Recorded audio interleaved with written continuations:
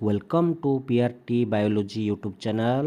आज आम डिस्कस करवा important MCQ board exam sociology बा समाजशास्त्र।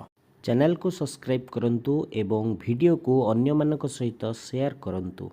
तो चलंतु स्टार्ट करवा सोशियोलॉजी रो important MCQ. First question, doctor BS Guha भारतर जनसंख्या को डैश टी मुख्य प्रजाति श्रेणी रे विभक्त करिसेंती। यार आंसर हम 6। सेकेंड क्वेश्चन, भारत परिदर्शन करुथिबा जेकोसी व्यक्ति एही समाजर डैश देखि आश्चर्य होइजिबे। यार आंसर हम विविधता, ऑप्शन 4। 3 नंबर क्वेश्चन, 2011 जनगणना अनुजाई डैश हेउची भारतर सर्वबृहत कथित भाषा। आंसर हम हिंदी, ऑप्शन 4। 4 नंबर क्वेश्चन, किए भारतर जनसंख्या रे निग्रिटो प्रजाति को चिन्हट करथिले। यार आंसर हम गुहा माने बीएस गुहा, ऑप्शन 2। तापरे 5 नंबर क्वेश्चन, द्राविड़ भाषा परिवार अधीन रे केतोटी भाषा को अंतर्भुक्त करा जाइछि। यार आंसर हम 4, ऑप्शन 1। तापर 6 नंबर क्वेश्चन, भारत रे देखा जाउथिबा समस्त भाषा को केतोटी भाषा परिवार युक्त करा जाइछि। यार आंसर हम 4, ऑप्शन 1। तापर 7 नंबर क्वेश्चन, बीएस गुहा केतोटी सामाजिक समुदाय रे भारत को विभाजित करिसेंती। आंसर हम ऑप्शन 1, सेटा हला 6। तापर 8 नंबर, 1931 मसीहार जनगणना अनुसार भारत रे केते प्रकार धार्मिक समूह अछंती। यार आंसर हम 8 प्रकार, ऑप्शन 1। तापर 9 नंबर, इस्लाम धर्म भारत को केउ शताब्दी रे आसीथिला। द्वादश शताब्दी रे आसीथिला, तेणुकर ऑप्शन 1 हम आंसर। 10 नंबर, बौद्ध धर्म किए स्थापन करथिले। एटा तमे जानिछ, बौद्ध धर्म गौतम बुद्ध स्थापन करथिले, ऑप्शन 3 हम आंसर। एबे आमे जिबा 11 नंबर क्वेश्चन को। 11 नंबर हैला, सिख संप्रदाय केतोटी ईश्वर रे विश्वास करती। तांकर गोटिए ईश्वर, तो ऑप्शन 1 माने 1 हम, ऑप्शन 3। तापर 12 नंबर, भारत रे हर्बर्ट रिसेल द्वारा मोट केतोटी प्रजातिर समूह चिन्हट करा जाइथिला। एटा हम 7टी प्रजाति, माने option 1। 13 number question, George Gierson को भाषा भित्तिक सर्वे भारत रे केतोटी भाषा थिबार प्रकट करिथिला। एटा हम 179, ऑप्शन 1। तापर 14 नंबर, भारत रे केतोटी भाषा संविधानर स्वीकृति पाइछि। मोस्ट इंपोर्टेंट क्वेश्चन, 14 नंबर हम 22टी भाषा, माने ऑप्शन 3। एबे हमें नेक्स्ट क्वेश्चन देखिबा, सिख धर्मर पवित्र ग्रंथ रो नाम कौन। एटा हम गुरु ग्रंथ साहेब, माने ऑप्शन 2 हम। 16 नंबर, निम्नलिखित केउटी द्राविड़ भाषा नुहे। एटा सहज क्वेश्चन, मैथिली तो द्राविड़ भाषा नुहे, ऑप्शन 3 हम आंसर। 17 नंबर, निम्नोक्त मध्यरु केउटी जौन धर्मर शाखा नुहे।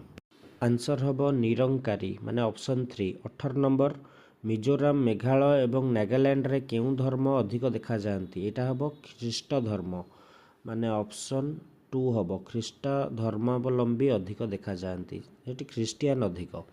एबे आमे जिबा नेक्स्ट क्वेश्चन को। सब क्वेश्चन इंपोर्टेंट, ताकू लिखि रख। 19 नंबर, निम्नलिखित केउ धर्मर समूह रे अग्नि को पूजा करा जाए। अग्नि को पारसी धर्म रे करा जाए, ऑप्शन 2 हम आंसर। 20 नंबर, हीनजान और महाजान केउ धर्म दुईटी रे थाए। एटा हम आमर जैन धर्म रे थाए, सॉरी बौद्ध धर्म रे थाए, बौद्ध धर्म हम आंसर।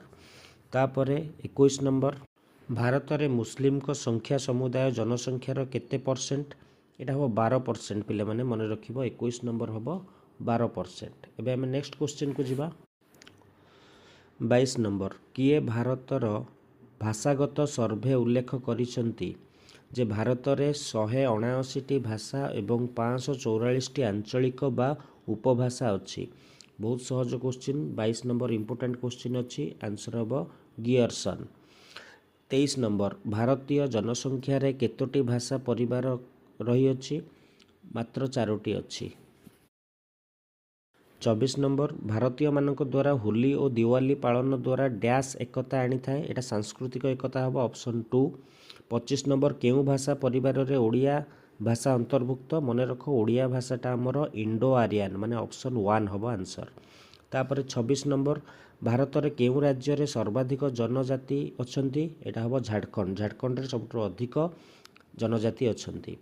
27 ନମ୍ବର ଭାରତବର୍ଷ ଏବଂ ଭାରତମାତା ଭାରତୀୟମାନଙ୍କୁ ଡ୍ୟାସ୍ ବନ୍ଧନରେ ବାନ୍ଧି ରଖିଥାଏ। ଏଇଟା ହେବ ଆବେଗାତ୍ମକ ବନ୍ଧନ ମାନେ ଅପସନ୍ 1 ହେବ। ତାପରେ କ୍ୱେଶ୍ଚିନ୍ ମୋଖମାରୀ ଡ୍ୟାସ୍ ଭାଷା ପରିବାର ଅନ୍ତର୍ଗତ? ଏଇଟା ହେବ ଅଷ୍ଟ୍ରିକ୍ ଭାଷା ମାନେ ଅପସନ୍ 1। ତାପରେ ଖାସି ଏବଂ ଗାରୋ ଜନଜାତି ଲୋକମାନେ ଡ୍ୟାସ୍ ଦେଖାଯାଆନ୍ତି? ଏମାନେ ପ୍ରାୟତଃ ଉତ୍ତର ପୂର୍ବାଞ୍ଚଳରେ ଦେଖାଯାଆନ୍ତି ମନେ ରଖିବ।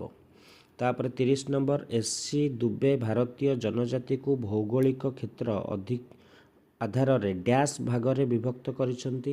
ଏଇଟା ହେବ 5 ଭାଗରେ ସେ ବିଭକ୍ତ କରିଥିଲେ। ଏବେ ଆମେ ନେକ୍ସଟ କ୍ୱେଶ୍ଚିନ୍କୁ ଯିବା।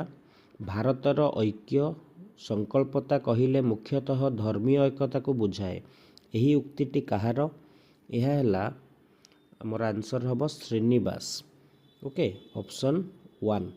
ତାପରେ ସିନାଗଗ୍ କେଉଁ ଧର୍ମର ପବିତ୍ର ପୂଜାସ୍ଥଳ ଅଟେ? ଏହା ଜୁଡ଼ାବାଦ ବା ଅପସନ୍ 2 ହେବ ଆନ୍ସର୍। ତାପରେ ଜେନ୍ଦ ଆବେସ୍ତା କେଉଁ ଧର୍ମର ପବିତ୍ର ଧର୍ମଗ୍ରନ୍ଥ ଅଟେ? ଏହା ହେବ ଜୋରୋଷ୍ଟ୍ରୀୟବାଦ ମାନେ ଅପସନ୍ 4। ତାପରେ 36 କ୍ୱେଶ୍ଚିନ୍ ଦେଶାତ୍ମବୋଧକ କବିତା ବନ୍ଦେ ମାତରମର ରଚୟିତା କିଏ? ଇଏ ହେଲେ ଆମର ବଙ୍କିମ ଚନ୍ଦ୍ର ବାନାର୍ଜୀ ଅପସନ୍ 4। ତାପରେ 37 ଓଡ଼ିଶା ମହିଳା କମିଶନର ଅଧ୍ୟକ୍ଷ କିଏ? ଇଏ ହେଲେ ଲୋପାମୁଦ୍ରା ବକ୍ସିପାତ୍ର ମାନେ ଅପସନ୍ 3। ନେକ୍ସଟ 2011 ଜନଗଣନା ଅନୁଯାୟୀ ଦେଶର ସାକ୍ଷରତା ହାର କେତେ?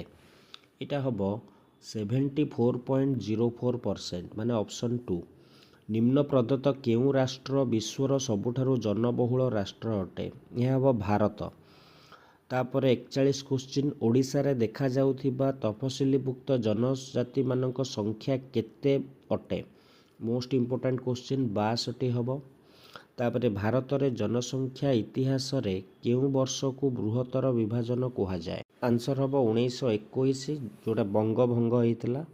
ତାପରେ 43 ନମ୍ବର 2001 ଜନଗଣନା ଅନୁସାରେ ଦେଶରେ ଜନସଂଖ୍ୟା କେତେ?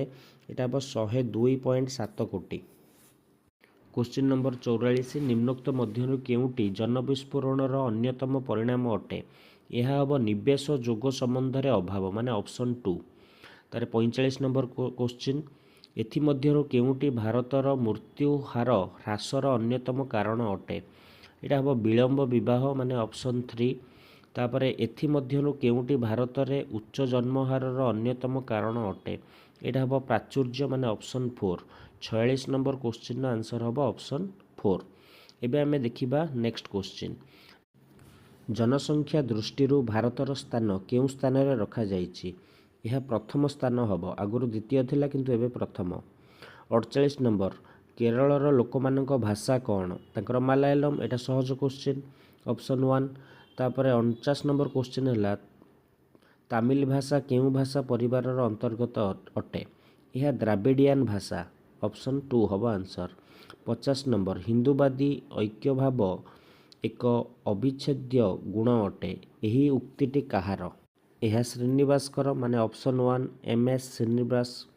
51 ନମ୍ବର କ୍ୱେଶ୍ଚିନ୍ ଭାରତର ହିନ୍ଦୁମାନଙ୍କ ସଂଖ୍ୟା ସମୁଦାୟ ଜନସଂଖ୍ୟାର କେତେ ଭାଗ?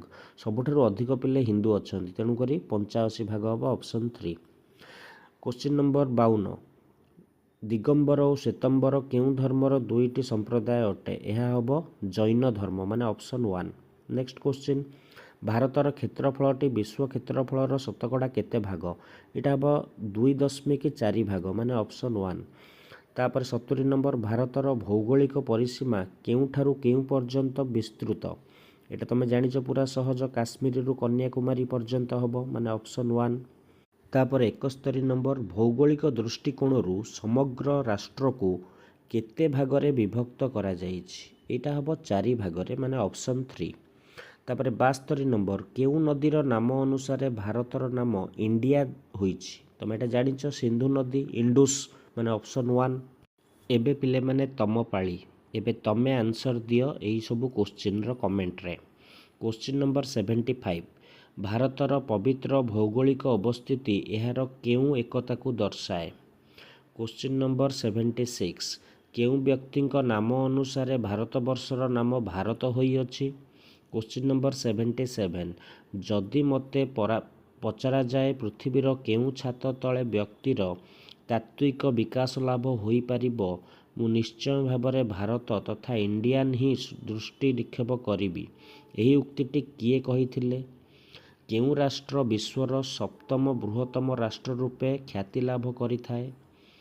ଆମ୍ଭେମାନେ ସମସ୍ତେ ରକ୍ତର ବନ୍ଧନରେ ବନ୍ଧା, କେହି ଆମକୁ ପୃଥକ୍ କରିପାରିବେ ନାହିଁ। ଆମମାନଙ୍କ ମଧ୍ୟରେ କୌଣସି ଅଭେଦ୍ୟ ପ୍ରାଚୀର ସୃଷ୍ଟି ହୋଇପାରିବ ନାହିଁ। ଏହି ଉକ୍ତିଟି କିଏ କହିଥିଲେ? ଇଣ୍ଡିଆ ଶବ୍ଦଟି କେଉଁ ଶବ୍ଦରୁ ଆସିଛି? ସର୍ବପ୍ରଥମେ ଭାରତରେ ମନୁଷ୍ୟର ଆବିର୍ଭାବ କେବେ ହୋଇଥିଲା? ତ ଏଇସବୁ କୋଶ୍ଚିନ୍ର ଆନ୍ସର ତମେମାନେ କମେଣ୍ଟରେ କୁହ।